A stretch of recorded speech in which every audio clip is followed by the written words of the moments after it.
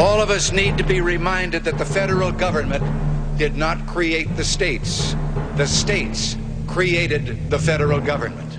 In Reagan's view, the federal government had become so heavy-handed, so commandeering, so authoritarian over the states, that the American people needed a little history lesson and an indication of just where the new president stood.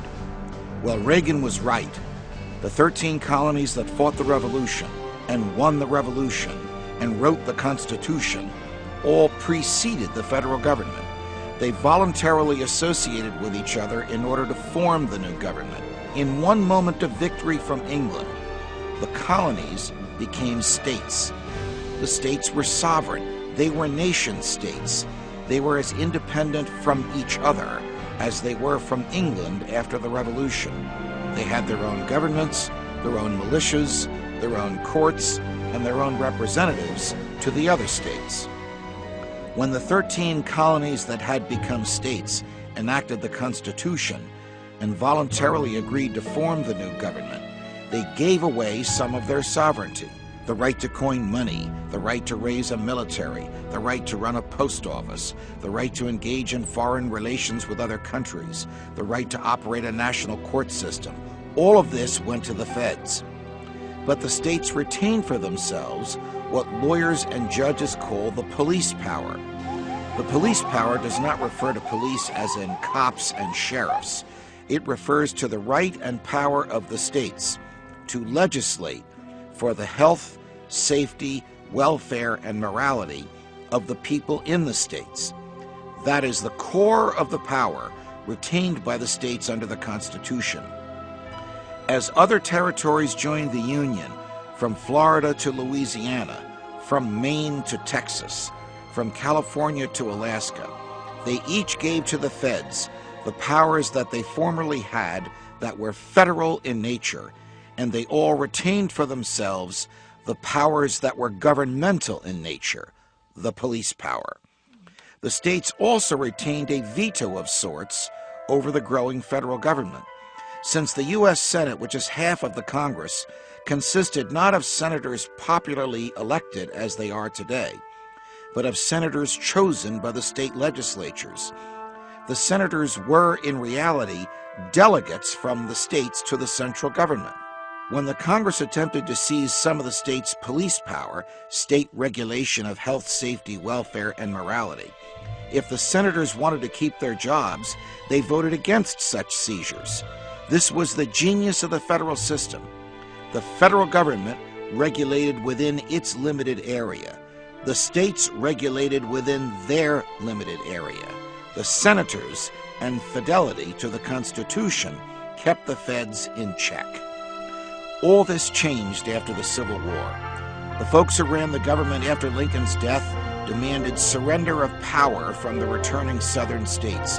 The federal government was taken over by big government progressives, and slowly but surely, power began to flow from each state to Washington, D.C.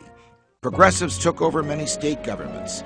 The Constitution was amended in good ways to prohibit slavery, to compel equal protection, and to permit women to vote, and in bad ways to permit a federal income tax, to elect senators by popular vote, and to prohibit the sale of alcohol.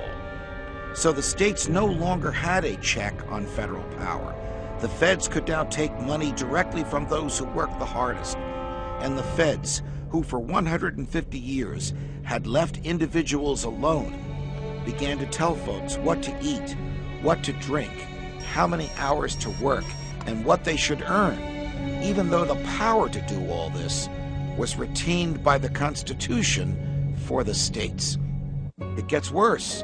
Do you ever wonder why speed limits and drunk driving rules are all uniform throughout the U.S.? This is clearly an area left for the states to regulate.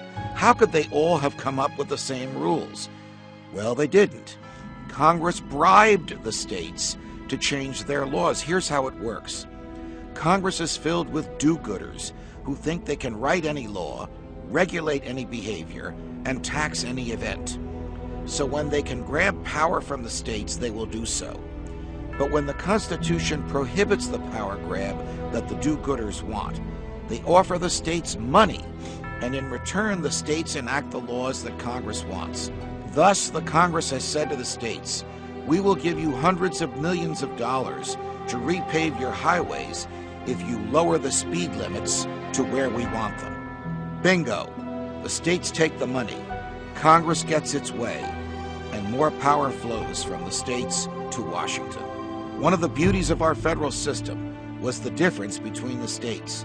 If you didn't like the taxes in Massachusetts, you could move to New Hampshire. If you objected to all the pervasive government in New Jersey, you could move to Pennsylvania. As President Reagan once put it, you could vote with your feet. This is no longer true. The Congress has so usurped power from the states via legislation and outright bribery that you can hardly tell the difference from one state to another. Will we ever return to the freedom and the choices we once enjoyed?